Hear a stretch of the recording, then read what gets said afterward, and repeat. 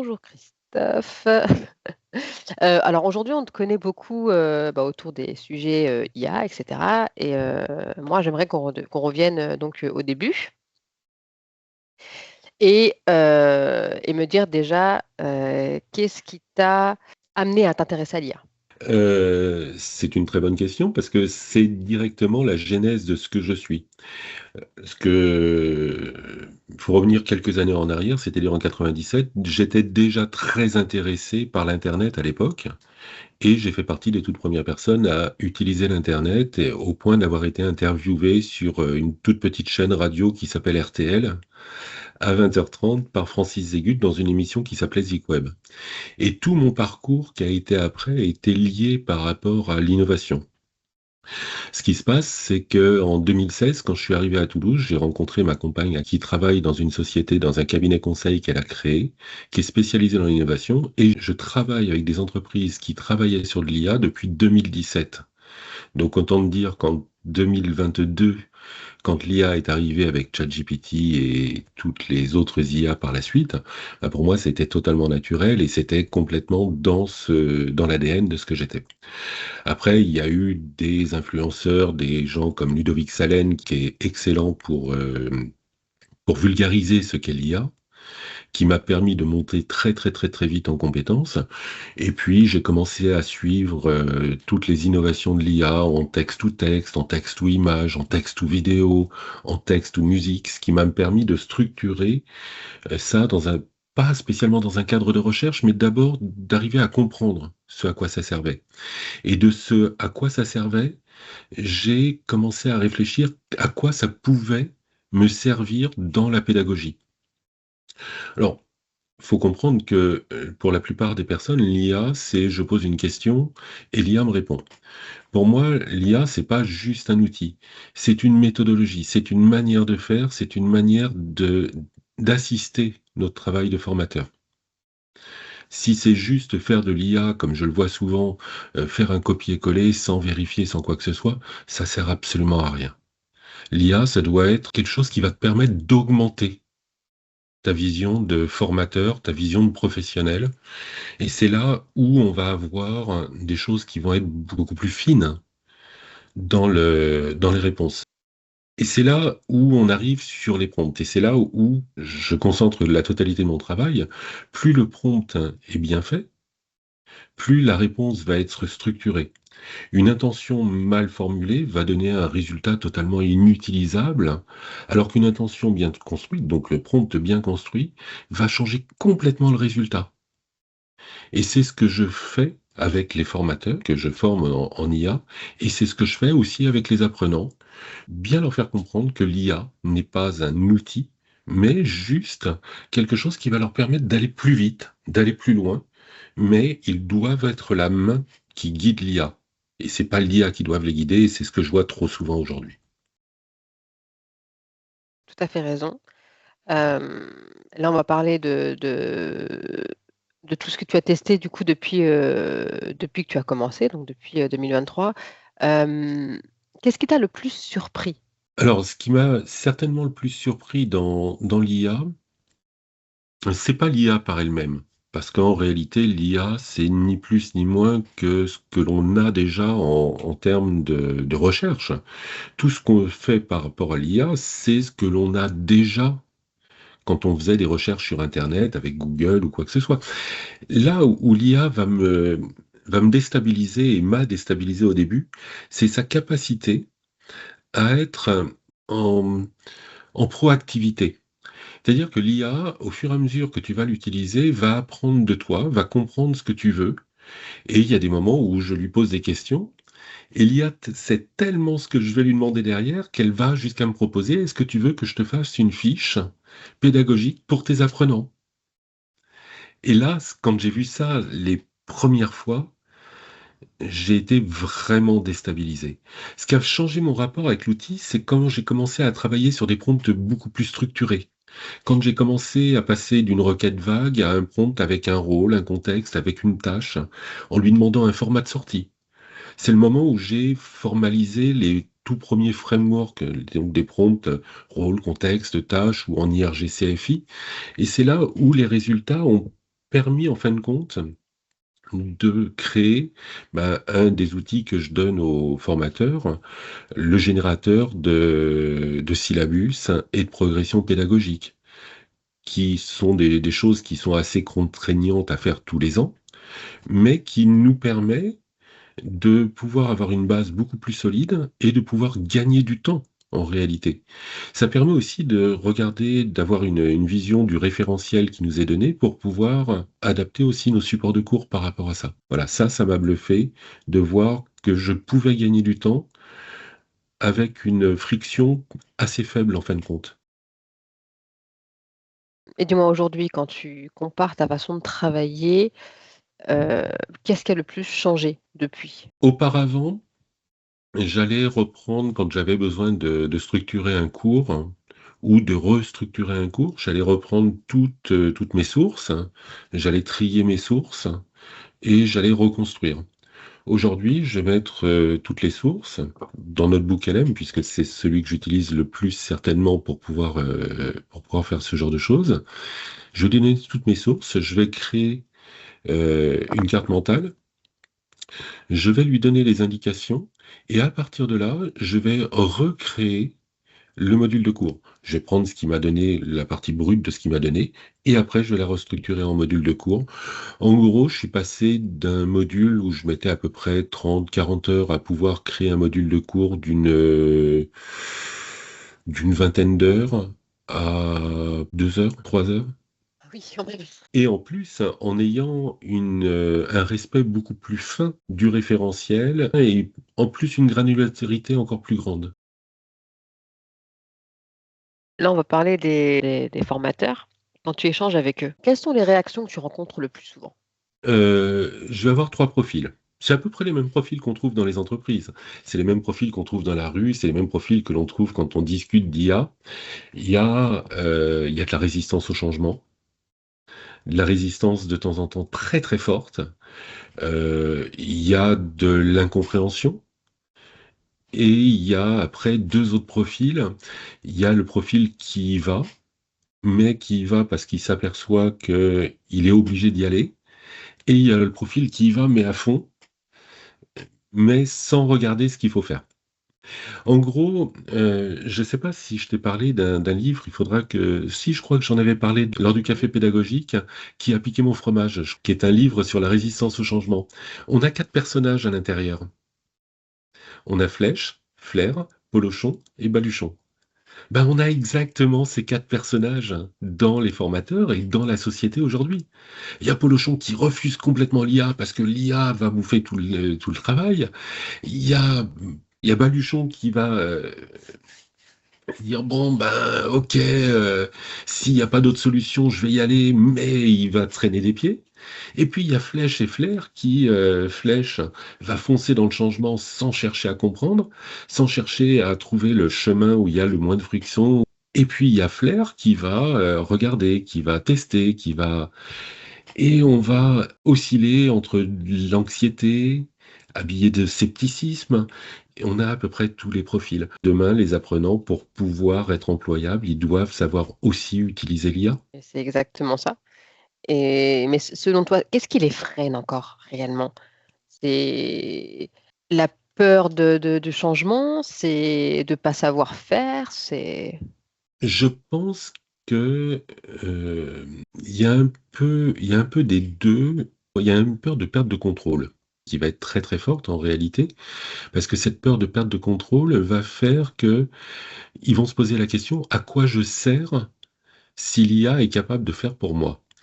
Et souvent, je vois les intervenants appréhender l'IA comme un ennemi, mmh, comme un concurrent, comme quelqu'un qui peut les remplacer demain. Alors que s'ils utilisaient l'IA en se disant: voilà, l'IA c'est un atout, c'est quelque chose sur lequel je vais pouvoir m'appuyer, sur lequel je vais pouvoir moi-même monter en compétences, quelque chose sur lequel je vais pouvoir, apporter aux apprenants des nouvelles pratiques, leur permettre d'être, employables demain, ils auraient pas du tout, du tout, du tout la même vision des choses. Derrière, ça demande un effort aussi. Et là, ça veut dire lâcher les barrières, accepter de perdre le contrôle d'un premier temps pour s'apercevoir que l'IA, bah, elle connaît déjà beaucoup de choses et que l'IA peut aussi leur apprendre des choses, leur faire changer leur méthode de travail. Moi, je suis toujours bluffé quand je demande aux apprenants de me faire quelque chose et de l'utiliser de l'IA. Je vois sur My Digital School, dans le Lean Startup, j'aurais demandé de créer des vidéos et des bandes dessinées avec de l'IA. J'aurais donné aucun prompt. Ils m'ont fait des choses qui étaient magnifiques, qui étaient magiques. Ils ont tâtonné, ils ont échoué. J'aurais donné les structures de prompt. Et à partir de là, ils ont créé.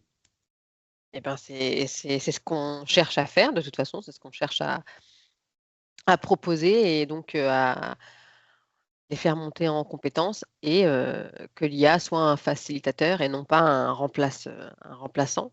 Et donc du coup, je vais en venir à l'humain dans tout ça parce qu'effectivement, on parle beaucoup de ce que l'IA peut faire, mais qu'est-ce qui restera toujours profondément humain, dans l'acte de former? On peut utiliser tous les outils qu'on veut. On peut donner à l'IA des voix, on peut donner à l'IA des visages. La technologie permet tout ça. Quand on voit ce qui se passe sur Internet, les vidéos qui sont faites sur Internet, oui, effectivement, on pourrait avoir ça. Il y a une chose que l'IA ne va pas avoir. L'IA, elle va pas être avec l'apprenant en lui disant, ben là, ce que tu as fait, c'est bien, mais on pourrait l'améliorer. Ou alors de changer de ton en fonction de l'apprenant parce que certains vont avoir besoin d'être poussés, d'autres d'être accompagnés, et ça, c'est la sensibilité. À ce jour, et je dis bien à ce jour, parce que ça avance tellement vite, l'IA n'est pas encore capable de faire ça. Et puis, il faut pas oublier une chose. L'IA, il y a beaucoup, beaucoup d'hallucinations encore aujourd'hui, même si elles progressent sur ça. Et les hallucinations sont liées à ce qu'on appelle des biais cognitifs, mais aussi des biais algorithmiques. Et le human in the loop, hein, comme j'en parle assez régulièrement, ben, il est nécessaire. C'est-à-dire que ce que produit l'IA doit être obligatoirement vérifié. Ce que produit l'IA doit être obligatoirement contrôlé. Sinon, c'est pas la main qui tient le pinceau, mais c'est le pinceau qui tient la main et la personne et le formateur n'est pas en capacité de répondre à quelque question que ce soit. Parce que quand on est face à des apprenants, les apprenants sont comme les formateurs dont on parlait tout à l'heure. Mmh. Il y a certains apprenants qui sont contre l'IA. Qui est, complètement humain. Donc OK. Bah, écoute, merci. Hem, Si tu devais recommander un premier pas simple et concret à un formateur qui n'ose pas encore se lancer avec l'IA, lequel serait-ce?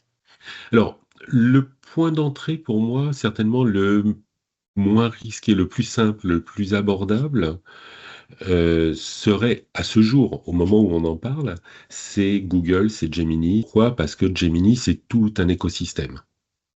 C'est un écosystème sur lequel on est habitué à travailler, c'est un écosystème que l'on connaît aussi bien que Microsoft. On a tous une adresse Gmail, on a tous, un Google Drive et tous les outils de Gemini sont interconnectés les uns avec les autres. C'est une IA qui est de très bonne qualité à l'heure actuelle et qui permet de faire beaucoup de choses avec un écosystème d'IA et notamment un outil qui est NotebookLM qui est mais fabuleux, qui va permettre de faire énormément de choses d'une manière efficace, avec peu d'hallucinations puisqu'on va mettre nous-mêmes nos propres data à l'intérieur, c'est-à-dire qu'on va mettre des supports de cours, des ceci, des cela. En plus, quand on utilise NotebookLM, bah, ça reste avec NotebookLM. C'est pour moi certainement la plus simple à prendre en main pour démarrer. Après, certainement la meilleure et celle que j'utilise beaucoup aujourd'hui en termes de qualité de rédaction, de la qualité de codage, de qualité de restitution, ça reste Claude, mais Claude est trop complexe pour un premier pas. Alors que Gemini le permettrait, et celle que je déconseillerais à l'heure actuelle, toujours en 2026, en juin 2026, c'est ChatGPT qui a énormément baissé en termes de qualité, en termes de restitution, par rapport à ce qu'il était il y a 7-8 mois de ça, c'est-à-dire quand il était encore sur ChatGPT 4 O ou O3. Mais là, Gemini a vraiment pousser les curseurs avec Claude et on en arrive sur quelque chose de bien. Pour les personnes qui préfèrent travailler sur du français, Mistral est une très bonne alternative. D'accord, merci pour ton point de vue.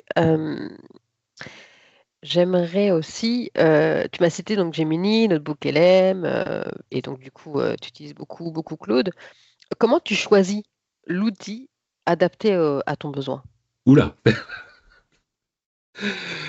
vaste question.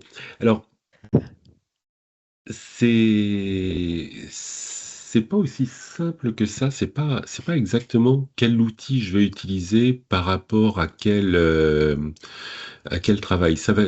En gros, j'ai des workflows de travail. Si je dois rentrer dans une recherche, aller faire une recherche de documents, de ceci, de cela, m'acculturer sur quelque chose parce que j'ai besoin d'aller plus loin, ce que je fais régulièrement sur de l'IA. Je vais utiliser d'abord Perplexity, dont on n'a pas parlé jusqu'à présent, parce que Mmh, Perplexity, pour moi, n'est pas une IA comme on l'entend pour Gemini, pour Claude, pour Mistral et ChatGPT. Perplexity, c'est pour moi un moteur de réponse. C'est-à-dire que tu vas poser une question, alors plus ou moins complexe, et Perplexity va te faire un rapport, et ce rapport va être sourcé. Une fois que je vais avoir fait ça, je vais utiliser NotebookLM, je vais lui poser exactement la même question en recherche profonde, et ça va lui permettre de pouvoir m'apporter d'autres sources, un autre rapport, un autre point de vue. J'ai fact-checké les deux, c'est-à-dire je vais vérifier la fiabilité et la viabilité des sources qu'il m'a données. Je vais, à partir de là, commencer à concentrer tout ceci sur des rapports, et à partir de ces rapports, je vais pouvoir travailler, et c'est là, en fonction du rapport, bah, si je dois faire une présentation, je vais peut-être le travailler sur Gemini. Si je dois faire un rapport écrit, je vais le travailler peut-être sur Claude. Si je dois faire une infographie ou quoi que ce soit, je vais rester dans Notebook LM. C'est vraiment chaque outil a des avantages et des inconvénients. ouais, comme tout, dira-t-on. Je sais que tu as sorti un nouveau bouquin. Heu, est-ce que qu'est-ce que tu peux, dire, sur ce nouveau livre et pourquoi, on devrait aller l'acheter? Alors, c'est pas mon premier livre, c'est mon troisième livre. Le tout premier, je l'ai créé l'année dernière, en 2025, lors d'une conférence à la Chambre de commerce et d'industrie de Toulouse, où je faisais une conférence. Et je me suis aperçu que mes apprenants, mes clients, puisque je suis aussi consultant, et les formateurs me posaient à peu près toujours les mêmes questions sur le prompt, sur les outils, à peu près les questions que tu m'as posées. Et par rapport à ceci, ben, je me suis dit qu'il était peut-être temps, aujourd'hui, avec les milliers d'heures que j'ai d'utilisation, puisque je travaille à peu près 4 à 5 heures par jour sur de l'IA, qu'il était peut-être temps de coucher tout ça sur le papier. Alors, de coucher tout ça sur le papier, mais pas de n'importe quelle manière. Il fallait que ce soit quelque chose qui apporte. Et dans le livre, qui fait, oh, c'est un petit pavé, je te l'ai montré tout à l'heure, il fait Mmh. juste 617 pages en 21-29-7. Je parle directement de ce qu'est l'IA, ce qu'on appelle les LLM, les larges langages modèles, comment ils sont entraînés, pourquoi ils sont entraînés. Je parle des différentes IA, comment elles fonctionnent, pourquoi elles fonctionnent, d'où elles ont été créées. Et puis après, ben, je vais sur les prompts. J'explique les différentes structures de prompts. J'en explique 18 au total, en commençant par la plus simple, rôle, contexte, tâche, en allant sur les plus complexes, Claudex, qui est la dernière, les techniques de prompt, et puis je donne plus d'une centaine de prompts, 117, 118 prompts au total, qui fait que bah, ça apporte une vraie valeur ajoutée, et ça permet aux personnes vraiment de pouvoir monter en compétences, puisque j'ai déjà les premiers retours des personnes qui ont acheté le livre. Bah, écoute, merci beaucoup Bah, merci à toi.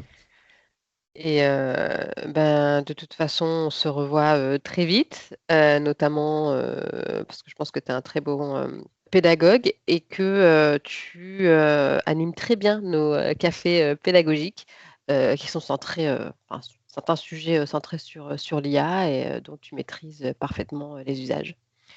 Donc, à très bientôt. Merci beaucoup.